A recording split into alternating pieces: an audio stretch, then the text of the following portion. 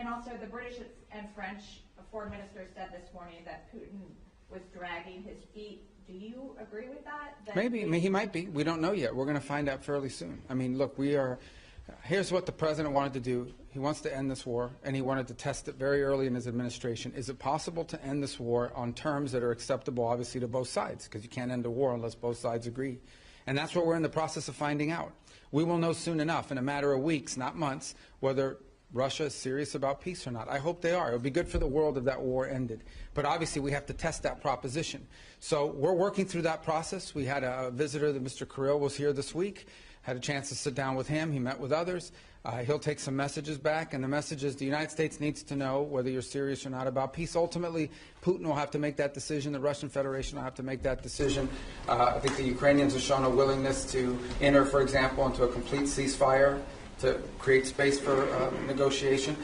At some point here, fairly soon, not 6 months from now, you know, the Russians and Putin will have to make a decision about whether they're serious or peace or not, and I hope they are serious. So it would be good for the world if that war ended. What is your assessment of the Russian conditions that were put forward? And also, Dmitriev said, following his talks with Mr. Witkoff yesterday, that the U.S. and Russia might resume direct flights as maybe a confidence-building measure. Do you support that? So that I haven't heard anything about direct flights. I can tell you, but I don't know who's going to fly in it because all these people are sanctioned. But I would just tell you that the thing I would point to you is this. We're going to wait and see. The Russians know our position in terms of wanting to end the war, and we will know from their answers very soon whether they are serious about proceeding with real peace or whether this is a delay tactic. It's a delay tactic. The president's not interested in that. If this is dragging things out, President Trump's not going to fall into the trap of endless negotiations about negotiations. We will know soon enough whether or not Russia's serious about peace. If they are, that'll be great. Then we can move towards peace. If they're not, then we'll have to reevaluate where we stand and what we do moving forward about it. But we'll be in no different a position than we are today, or we were when he took office. He wanted to know early in his administration, is peace possible? We're testing to see if the Russians are interested in peace. Their actions, not their words, their actions will determine whether they're serious or not. And we intend to find that out sooner rather than later. And what about their conditions? Which conditions? They put forward additional conditions after you had the Black Sea ceasefire. Yeah, so again, I mean, this is part of the back and forth of these sorts of things. I've had phone calls with foreign leaders, and then I read the readout, and it's like, oh, we said, no, you never, they said something to me they never said. I guess that's part of the game in this place or whatever. But look, bottom line is, to me, at the end of the day, what's going to matter here is whether we're going to move towards peace or not. If peace is real, we will know soon enough. If they're not interested in peace, we will know soon enough. And we'll make decisions on the basis. I hope they are real. There are some promising signs. There are some troubling signs. It's not going to be easy. No one ever said this would be easy. But we're going to find out sooner rather than later. And let's just say I'm hopeful. I remain hopeful. I need to be hopeful that peace is possible and that the Russians are serious about peace. We want them to be serious about peace. And hopefully they are, but we'll know sooner rather than later. Daphne Reuters. Hi, sorry, I'm back here. Your last name's Reuters? Oh, that's pretty cool, isn't it? Go ahead. On the 5% defense spending target, have you received pushback to this idea while you've been here this week? And you mentioned yesterday up to 5% was your language. What do you mean by up to 5%? Well, I said up to a path up, getting up to 5% at some point. I'm not saying overnight, but to get to that point. We think that's what NATO allies need to be spending for NATO to face the threats that it itself has identified and articulated. Here's the good news. The good news is everyone generally, with a couple exceptions, are spending more on defense today than they were 3, 4, 5 years ago. That's positive. That trend needs to continue. So the trend lines are good, but they need to continue. But this is not about spending. Okay, this is not about money necessarily. This is about capability. In order for NATO to be stronger, it needs partners that are stronger. Okay, the United States commits a lot to NATO and continues to. We are as involved in NATO today as we have ever been, and we intend to continue to be. But it has to be a real alliance, and that means that our alliance partners have to increase their own capabilities. So hopefully two things have led to that. The first is the war in Ukraine, I think, has woken up a lot of people on the continent about real threats and real war. And the other is, I think, the pressure and the statements of President Trump that have been pretty consistent about increasing their spending. So this whole trajectory of more defense spending began, I believe, back in 2017, 2018, under President Trump's first term. We want that trend to continue. And we're hoping when the leaders meet in The Hague that there'll be further and firmer commitments in that direction. I think it's beneficial to the alliance. The stronger our partners in NATO are, The more capable our partners in NATO are, the stronger NATO is. And everybody should be in favor of that. And sorry, just to follow up, so will you try and get the official target as 5% rather than 2%, and will the U.S. commit to 5%? Sure, we're heading there now. We're going to have to spend more on national security because we have a global footprint. And that's the point that I think has been made and missed in a lot of places. Okay, the United States has Indo-Pacific alliance obligations as well that we've made.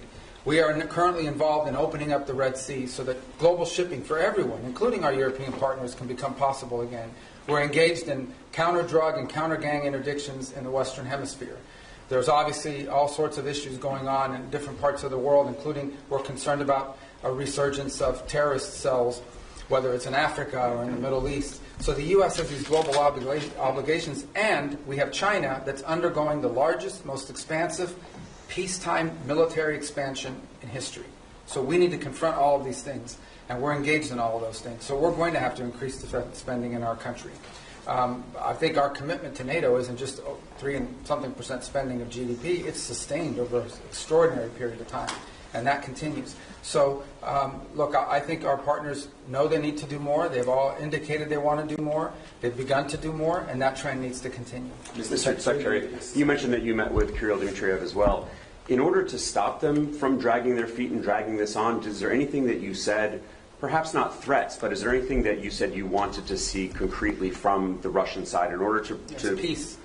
We want to see peace. But specifics in terms of getting to this ceasefire first and then the negotiations later? I mean, peace means you stop shooting at each other. I mean, it's as simplistic as that. Now, obviously, look, there's all kinds of conditions for a final peace, and you have to work with both sides. And I've said from the beginning, the only way a war ends in a negotiated settlement.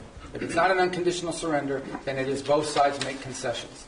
We're not going to prejudge what those concessions are because those concessions will depend on what Ukraine will accept and Russia will accept. But we have to make concrete steps towards peace. What we're not interested in, and I'm not accusing them of this, I'm just telling you what we're not interested in is negotiations about negotiations. That we're not going to continue this forever. So none of it was threatening. I think it was more an explanation of this is our timeline, and at some point it'll be clear whether you want peace or you don't want peace. And that time is coming. It's pretty short. At the same time, as you now have seen, members of Congress have begun to file bills to increase sanctions. So there is going to be growing pressure from Capitol Hill to impose sanctions that we're not going to be able to stop if, in fact, we're not making progress towards peace. All these factors have been explained in the nicest way possible. Hopefully he'll take that message back to Moscow, and it'll make clear that we need to begin to see real progress, or we'll have to conclude that they're not interested in peace. But let's hope they are, because I think it would be better for everyone. Are more talks planned? Well, we need to hear an answer to this. I mean, we're going to have talks as long as talks are about something. There can't be talks about talks. At the end, I think initially it was important to talk because we hadn't talked to them in a long time, but now we've reached the stage where we need to make progress. And if we're not making progress towards peace, then we have a set of factors that we have to take into account. But hopefully we are going to make progress towards peace. I remain optimistic that we can. It'll be hard, it'll be difficult, but I'm optimistic that we can. Mr. Secretary, the Myanmar earthquake, I mean, normally in these kind of events you would have up to 200 Americans with sniffer dogs, special equipment, experts in their field, saving lives on the ground. This has not happened because of the dismantling of U.S. Well, that and the fact that it's run by a military junta that doesn't like us. So it's hard for us to move around in that country. Implies say these events are always non-political. They went into Syria, for example, in the Turkey-Syria earthquake. So they can accept. Well, we're not the government of the world. No, we'll provide humanitarian assistance, just like everybody else does, and we will do it the best we can. But we also have other needs we have to balance that against. We're not walking away from humanitarian assistance. But again, I go back, there's a lot of other rich countries in the world. They should all be pitching in. We're going to do our part. We already have people there. We'll have more people there. We'll help as much as we can. It's not the easiest place to work. Okay, they have a military junta that doesn't like us, doesn't necessarily allow us to operate in that country the way we wanted to. That would have impeded our response no matter what. That said, we are willing to continue to help in the humanitarian crisis. Other countries need to do so as well. China's a very rich country. India's a rich country. There are a lot of other countries in the world, and everyone should pitch in. I don't think it's fair to assume that the United States needs to continue to share the burden, 60-70% of humanitarian aid around the world. We will be in the business of humanitarian aid, but we have other priorities as well that are national interest priorities of the United States, and we're going to align all those to be properly balanced. Soft power. I mean, all of the experts in this have said the reason is not because of the politics of Myanmar, but it's because of the dismantling of USA. You simply couldn't deploy. Yeah, I don't listen to these so-called experts. Those are not real experts. These are so-called experts. These are people that are part of that NGO industrial complex. No, these are people that make millions and hundreds of millions of dollars in these NGOs all over the world that stand up and they get flooded with U.S. taxpayer money, and then we have to spend $100 million to get $10 million to people. We're not doing that anymore.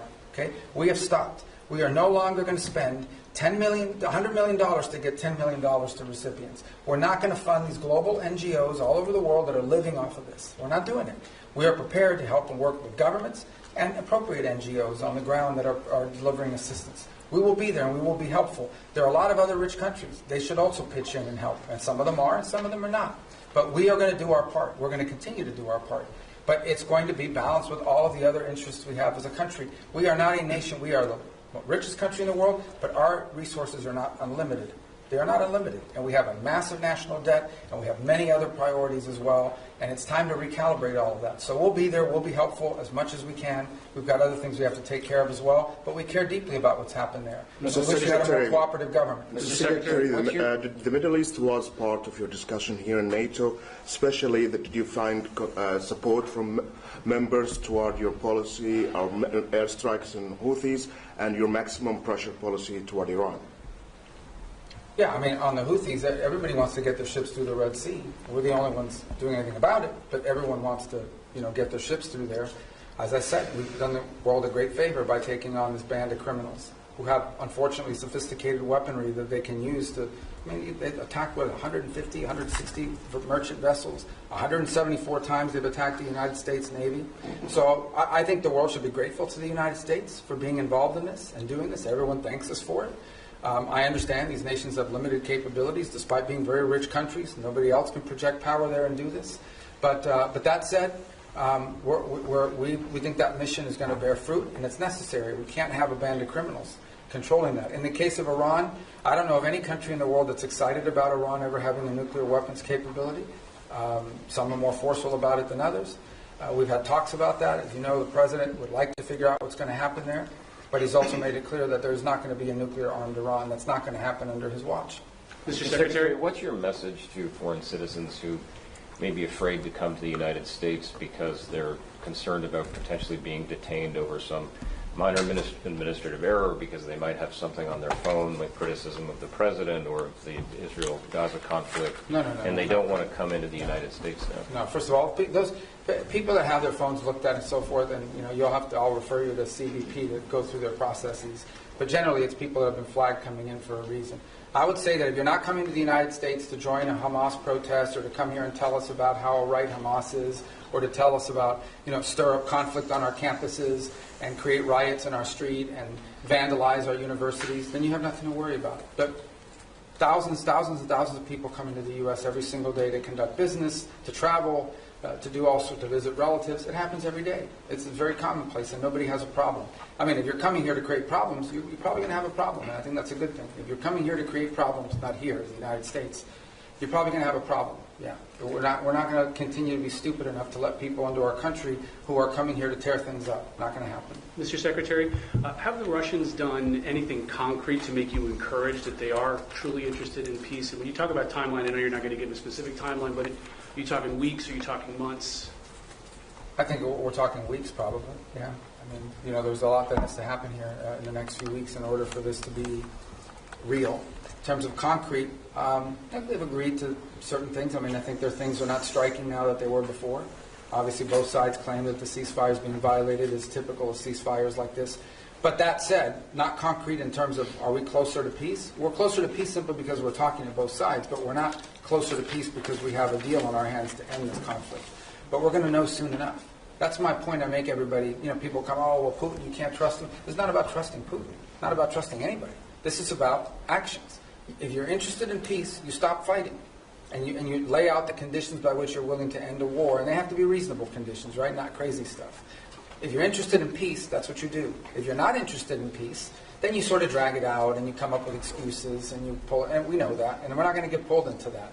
But let's hope it doesn't come to that. Let's hope it, let's be optimistic that that's not the direction we're going. We're prepared if it is, but let's hope that we're not heading in the direction of this is just a delay tactic. All right, one more, then we wrap up. Don't you guys want to go home, the ones that came? Your allies here and also Ukraine, they believe that Russia is actually preparing to launch another campaign, a military campaign. as soon as the winter season ends. Do you have any reason to doubt that?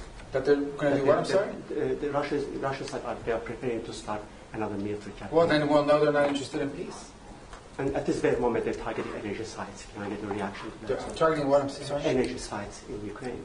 Well, again, I get that means they're violating the ceasefire. That's not a good sign, but I think that would tell you this, that ultimately this is a war right now. Things are going to be blowing up in Ukraine and inside of Russia because there's still a war going on. That's what we're trying to end. Okay, if we have a true ceasefire, which is what we wanted, a complete ceasefire, nothing should be blowing up. But the Russians didn't agree to that. They wanted a partial. And then obviously when you get into these partials, it's one of the reasons why we didn't push for a partial. We'll take it because it's better than nothing. But one of the reasons why we didn't push for a partial, because there's always disputes about what are you hitting and what you're not hitting. But in the end, this is still a war, and we want it to stop. The fact that religious sites are being hit, or energy sites are being hit, or civilian sites are being hit, that's why war is a bad thing, and that's why the president wants to end it. As far as them conducting another campaign, well, then that'll be a very clear sign, right? If all of a sudden we wake up tomorrow and the Russians are launching a massive offensive, then I think that's a pretty clear sign they're not interested in peace. That hasn't happened yet. Let's hope it doesn't happen. We want to know whether they want to do peace or not. And if they do, then there's a way there, and we're willing to help. If they're not, then it's good to know early, so we can adjust our policies accordingly. All right, everybody, All right. thank you so much. Thank you, guys. Thank you. Ambassador